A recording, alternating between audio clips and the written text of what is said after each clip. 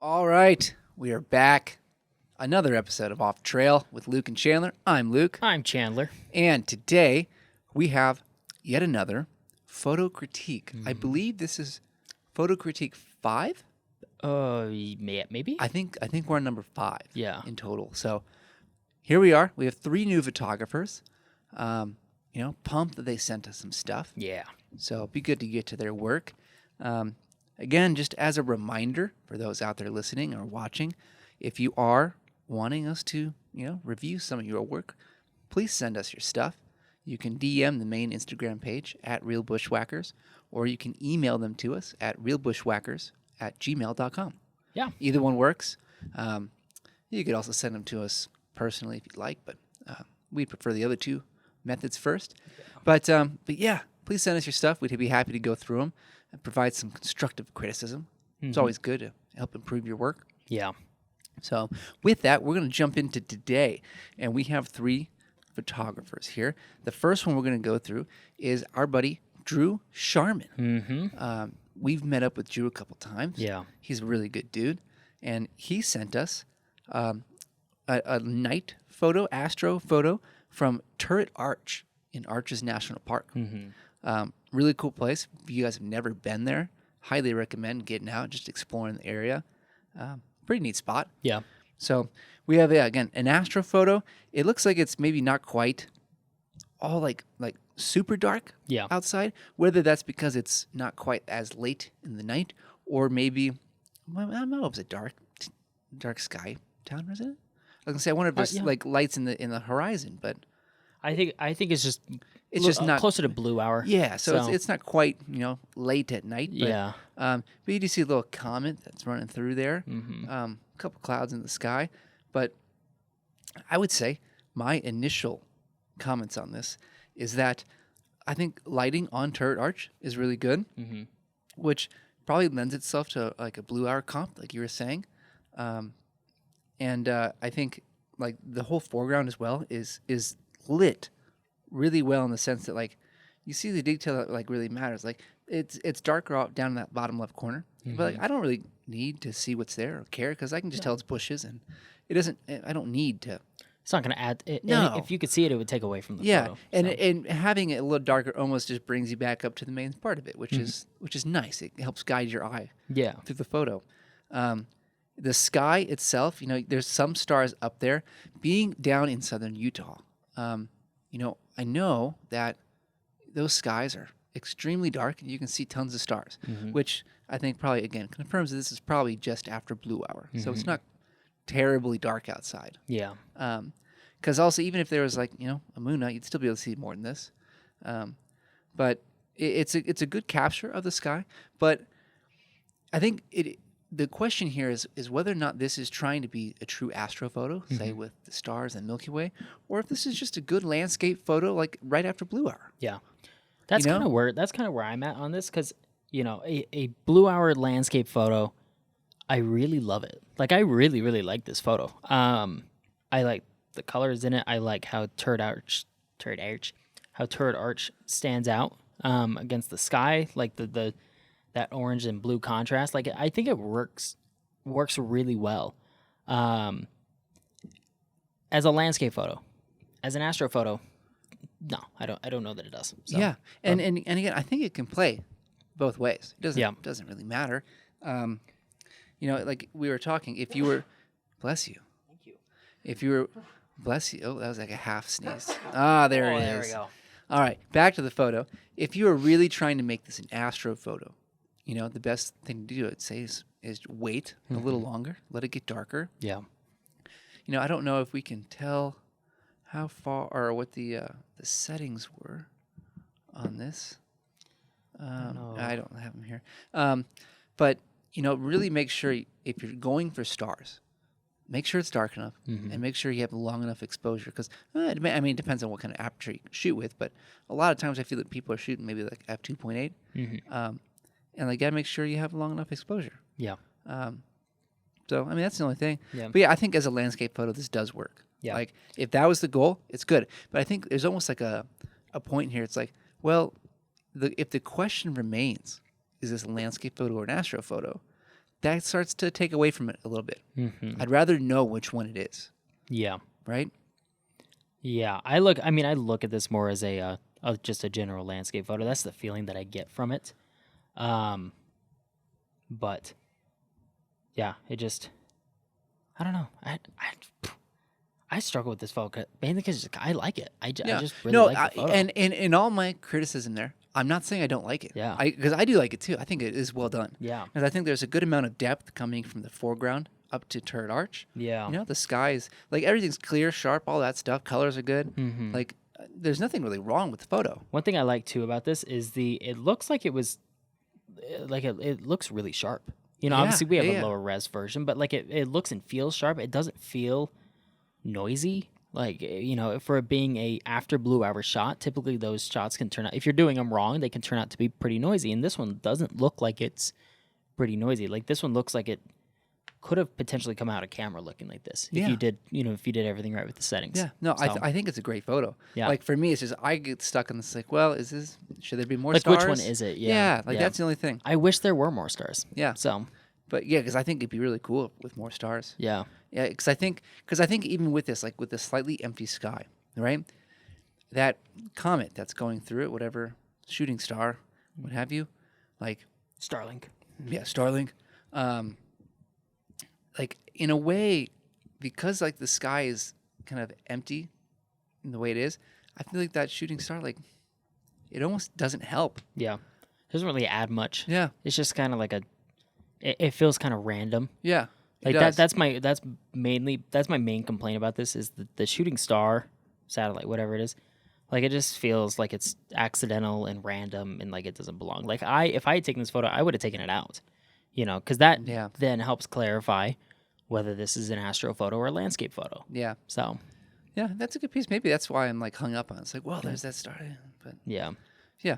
Otherwise, though, Drew, great work, and we like your stuff a lot. Oh, yeah. Yeah. Like you really shouldn't have to change much with this at all. Like this is great. Yeah. So keep it up. Keep up the good work. And we gotta hang out soon. And like, well, you hung out with Chandler recently. So, yeah. But I gotta see you soon. So Yeah, You he got came out to Deer Creek in a pair of Vans and it was 7 degrees. yeah, He was talking about how much he regretted it. yeah. That doesn't sound like the smartest move, Drew. Yeah. But, Come on, Drew. But hey, you can have another chance to redeem yourself. Maybe. Yeah. We'll figure something out. Yeah. But, okay, we're gonna move on to photo number 2, and this one comes from Brody Tomasic. Yeah. I think I pronounced that right, according to your Instagram, Brody. This photo is a shot of a cabin of some sorts in the middle of the woods. Mm-hmm. It's shot basically straight on from the side, and you get the little angled roof, which is nice. I don't know if this is quite like actually underneath that big tree. I think it's behind it. Yeah. It looks Some like a it's little behind. bit. Maybe a little foreground stuff with some logs laying around. And I think first things first that I'd like to point out, I really like the tones of this photo. Yeah. The tones and the lighting, money. It was so good. Yeah, all of that is really nice because Mm-hmm. it's really easy to look at. Like the blacks are not too black, the highlights are not blown out at all. Like I really, really like the Yeah, tones. the edit is great. Yeah, like all of that's great because like, it feels woodsy, feels like out in the forest, like it feels how it should be. Yeah. Yeah. Like, I kind of look at this and there's nothing that stands out in the edit where I'm like, yeah, I should change that. mm-hmm. Like it feels like natural, like almost as if I was there. Yeah. And that's a good thing. Mm-hmm. Yeah, so that part's really well done.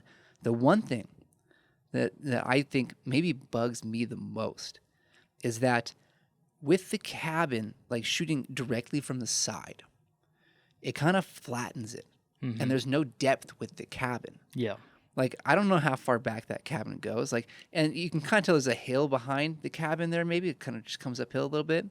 Like, how big is this cabin actually? Yeah. Is it just like one little room? Is it almost a full house? Like shooting it from a little bit more of an angle to show the depth of it Mm-hmm. would help that a little bit. Yeah. And I actually think too, going up. So I'm going to make a suggestion here for a potential shot. Like walking up to this first little set of logs and being on like the right side of it and kind of shooting with that stuff right in the foreground with a little, maybe a wide angle and shooting down like the angle of the cabin, I think that'd be a cool shot. I think it'd be way cool. Yeah. I think that's honestly, like, I think that maybe is my biggest complaint about this photo too, is just like, it's just flat, you know? Yeah, like there's no, like we've talked about it a lot, and like there's no great depth in this photo. I think that the hill in the back actually is a really good spot of depth, but it's like the only depth that there is in the background. Yeah. Not where the subject is. And then that's where, like, when you're trying to make a great photo, you have to combine them. Yeah. Like, I need depth throughout the whole photo. Yeah. And not just in the back. But that's where I think if you were able to somehow introduce a little bit more depth with the cabin itself, which would mean shooting it likely from the side more, like an angle, I mean. Like, that would now introduce the element of depth within the subject level. And especially if you're like my suggestion where you're up near like the log shooting and kind of putting that in the foreground, now you have foreground, subject, and the background. Yeah. Like everything has some sort of depth to it. And I think that'd be a tremendous photo. Yeah. I think there's a lot of potential for that. Yeah. It looks like a cool spot. I don't know where it is. Yeah, I don't know either. But I think it really has a lot of potential to just with a minor adjustment. You know, and again, we're saying just like a lot of the, honestly, like a lot of the photos we talk about, the edits are good. Yeah. Like, same with this one. Don't change the edit at all. Just like move over like 5 feet and scoot up like 15 feet. Yeah. Yeah. Like that, and then take the shot, and I think that'd be a lot better. Yeah.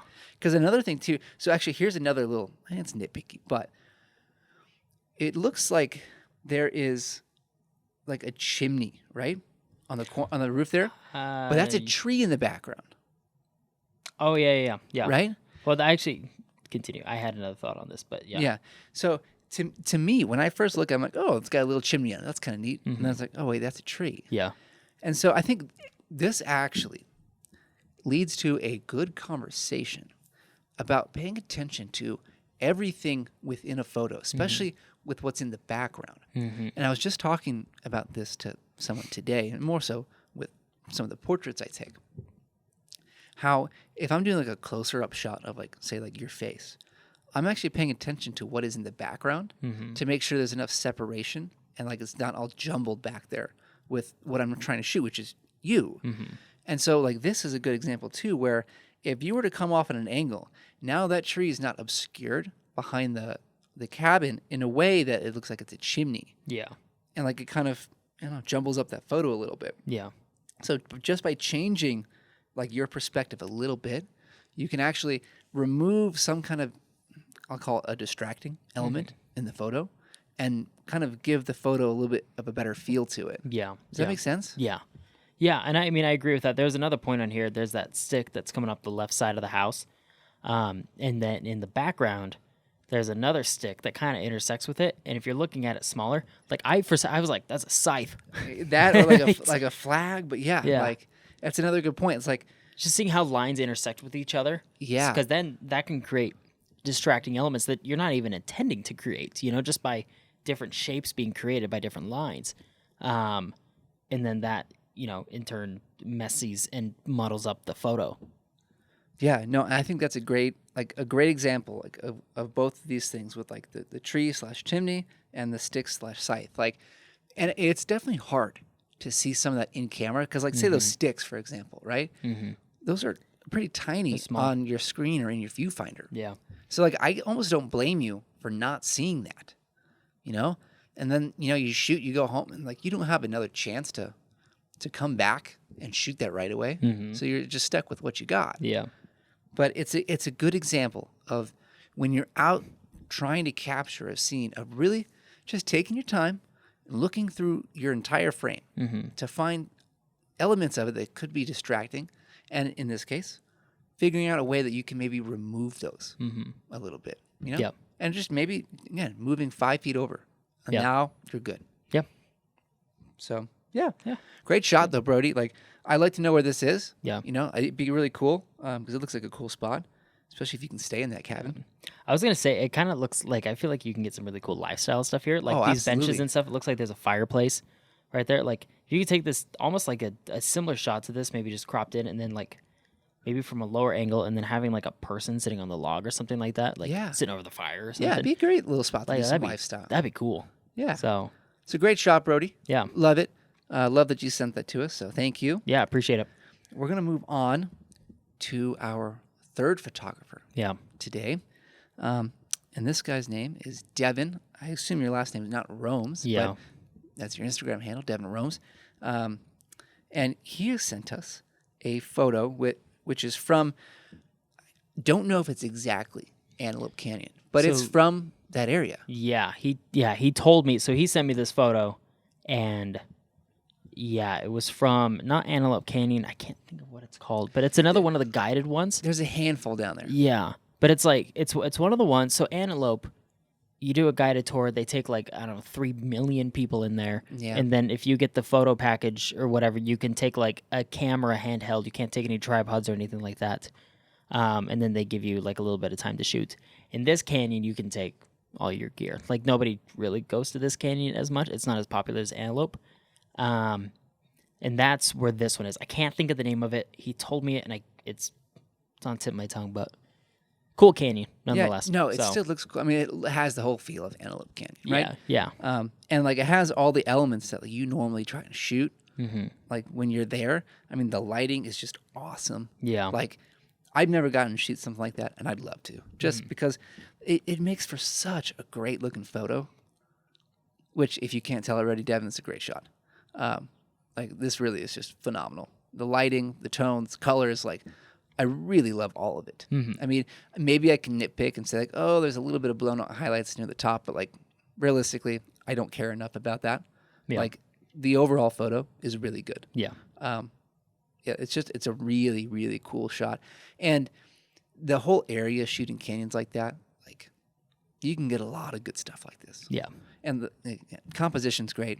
I really have no main complaints, but like I know you have something that you mentioned before. Yeah. About this one, and it's getting a little nitpicky, but it's worth bringing up, and it's maybe actually a little similar to our last photo, the critique we ended on. But why don't you go ahead and talk about this? I'm trying to think what was because we had talked about it. The middle section. Being too busy. Yes, that's what I was going to say. So composition works really well, but this is almost like that line where you can see the road, you can kind of see down the canyon. You know, it has the potential to create a lot of depth, but I feel like it's a little too busy. Like I feel like there's a little too much canyon being shown. Like if there's, obviously I've never been here, but I feel like if there's maybe another spot to simplify it, you can kind of create a little bit more depth that way. Because it's when you're creating depth in a photo, you're adding in different elements that give you foreground, background, midground, whatever. But there comes a point where if you add too many features, you're taking away from the depth, and you're just making it way too busy. And it's like there's a lot of like lines that are crossing. Yeah, exactly. And some of that, Devin, it's not your fault. That's just the way the canyon is. It's just how it is, right? yeah. Maybe there's a better spot like elsewhere in the canyon to do what we're doing, and this is all you can get there. If so, like honestly, it doesn't matter. Yeah. It's still a great photo. Yeah, exactly. There was one thing, like, since this is the shot that you ended up with, I do think one thing that could improve this is putting a little bit of a vignette on that left side, just kind of darkening it just a little bit, and kind of helping like bring you back towards the middle. Yes. Yep. Yeah. Just kind of suck you into the photo a little bit more. Yeah, because I kind of get lost on that left side almost a little bit. It's almost like I start in the middle. Yeah. And I find myself exiting left. Yeah, because the left, there's like an arch that goes through it. So obviously there's that brighter part that's on the top of the photo, and then there's a line of really bright rocks that follow that left side. It kind of arches out of the center and follows down to the left corner. And my eye goes immediately to that instead of like where the center where it should be. I'm assuming it should be, Yeah. I'm assuming that's what you were trying to capture with this. So. Right. And I think that's a good example of how we can try to train our eye to get to a certain spot in a photo. Yeah. And like what you're looking for. Because again, it's as simple as just taking a little filter and just darkening it down just a touch to act as like almost a barrier. Yeah. To keep your eye from leaving the scene. Yeah. It's important to remember that your eye focuses on the brightest thing. So if your brightest thing is not that your subject needs to be like super bright or anything, but if your subject isn't like the most, what's the term, highlighted or just, highlighted. Your subject needs to be highlighted. So if Yeah. you have another highlight that's distracting from your subject, then that's gonna take away from the focus of the photo. Yeah. But otherwise, like, it seriously is a great photo. Like, Yeah. everything about the edit, I mean, I guess maybe minus a little vignetting, like, money. Yeah. It's so good. Yep, I agree. Like, it's photos like this. I'm like, I need to go see this. Yeah. And I just haven't. You know, we've done so many other things. I just haven't done something like this. I know. Well, there's a lot to do. No, there is a lot to do. But, like, it's really good. But, like, I also want to point out, too, like, you know, Devin, we went to your page, and you have phenomenal wildlife photos. Yeah. And, like, you do this too. Like, it's incredible Yeah. to see the difference. Like, you have what seems just like a page full of wildlife, and then you have something like this. Yeah. And it's awesome to see the difference. Like, you can go back and forth and do both. Yeah. It's great. Yeah, it's cool to see that you're a really well-rounded Yeah. Like, photographer. you have great range in what you can do. You know, like, that's something like I take pride in myself. You know, I don't do wildlife necessarily, but, like, I do portraits and landscapes, for Yeah. instance. Yeah. Like, it's great to have that kind of range, you know? And I mean, again, like, not that we have the photos here to show, but, like, your wildlife stuff was awesome. Yeah, it's seriously incredible. Yeah. But yeah, it's cool to see, like, that this kind of a range with people, because I feel like wildlife is not something that people often combine with, like, landscapes or portraits. Like, it's, if you do wildlife, you do wildlife. Yeah. You know, and I feel like a lot of times if you do see people doing both, like, it's not like stunning work. It's good work. Yeah. But it's not like you're the best. Yeah. But, like, your wildlife stuff was really good. Yeah. Really, really So solid. super impressed, Devin. But yeah, great job overall. Photo, wildlife stuff, everything. We should try to meet up sometime. Seems like you're around this area somewhere. Yeah, I feel like I don't remember exactly where he's at, but yeah, I feel like he's close. I'm just gonna look it up real quick because I'm curious. Oh, he doesn't have it on there. Ah, I don't know where Devin. he's at. But Well, invite is out for you, Devin. Hit Yep. us up. yep. Yeah. To everybody on here. Yeah, So, everyone. Absolutely. yeah. We don't keep anyone out. No. So, but yeah, I think that wraps up for today. Yeah. Another good, quick photo critique episode. Again, I'm pretty sure it's critique number 5. I think so. I think that's where we're at. Yeah. But yeah, love all this. You know, it's fun doing this. The first couple episodes, it was kind of like, ooh, I don't know. Like, this is other people's work. Yeah. Like, we're critiquing this publicly. But, like, we mean, you know, no ill will towards anyone when we're Oh, yeah. talking about this stuff. And obviously, some of the stuff comes down to personal taste. Yeah. You know, we're just giving our own opinions. Mm-hmm. And you should really think about what we're saying critically. Yeah. And if it's something that really matters to you. You know, like, we give feedback to each other all the time, and I don't have any specific examples off the top of my head. But, like, I may give you a critique on a photo, like, I don't know about this. And, like, if you are sure about it, you like it, keep it. Yeah. Like, you need to like your own photos. Yeah. And if there's something that we say that, like, you're like, I don't know about that, hey, that's fine. Yeah. You know, if you like your photo where it is and how you took it and everything, awesome. Yeah. I'm Happy proud of for it. you. Yeah. Like, own it. Yeah. That's great for you. Yeah. Like, it's not going to hurt my feelings if you don't change your photo to do what I said you should do. Yeah. Exactly. That's why I have my own photos. Yeah. And we're just looking at this from a perspective of how we would improve it. Yeah. You know, like Yeah. the little adjustments that we would make to maybe make it better, you know, according to our opinion. Yeah. So, And a lot of what we're doing is maybe trying to just improve it, like, by the books. yeah. You know, just making things look more natural, compositions better. Like, you know, it's somewhat more simple stuff, Yeah. but it's good. Yeah. You know, yeah. But we appreciate everyone sending out their stuff to us, and if you'd like to do it again, like I said before at the beginning of the episode, you can email them to your photos to us at realbushwhackers@gmail.com, or you can DM them to us on our main Instagram page at realbushwhackers. Our individual ones work as well. But if you're watching this show on YouTube, make sure you're subscribed, because I have a feeling these kinds of episodes, these photo critiques, will happen somewhat more regularly. Yeah. And so they're just good episodes to watch and get some feedback, even if they're not your photos that we featured. Like, you can pick up some tips and see examples of these things. Yeah. Like real time. Yeah. And now come back to your own stuff and apply them. Exactly. Which is important. Yeah, and that's, I mean, when I was getting into photos, that's something that I really did a lot. Like, I spent a lot of time watching other critique videos I mean, several a day kind of thing. Like I would, if anybody else watches, I don't know if anybody else watches F Stoppers, but they have a whole critique series, I mean, I don't know, 30, 40 episodes and stuff. And I think they're still going. Anyways, but I spent a ton of time watching their stuff, and I learned a ton about photography and how to, improve my own photos. Yeah. Just from watching that. So Yeah. It's a good exercise. yeah. So please connect with us somehow. Subscribe to our YouTube channel, like the video, leave us a comment. If you got advice for our photographers as well, by all means, leave it. Yeah. This is supposed to be a community type of thing, and we don't want to be the only ones that are interacting with the photographer. Yeah. Feel free to offer your own advice as well. Yeah. So please do. I think that wraps up for today. We will see everyone next time.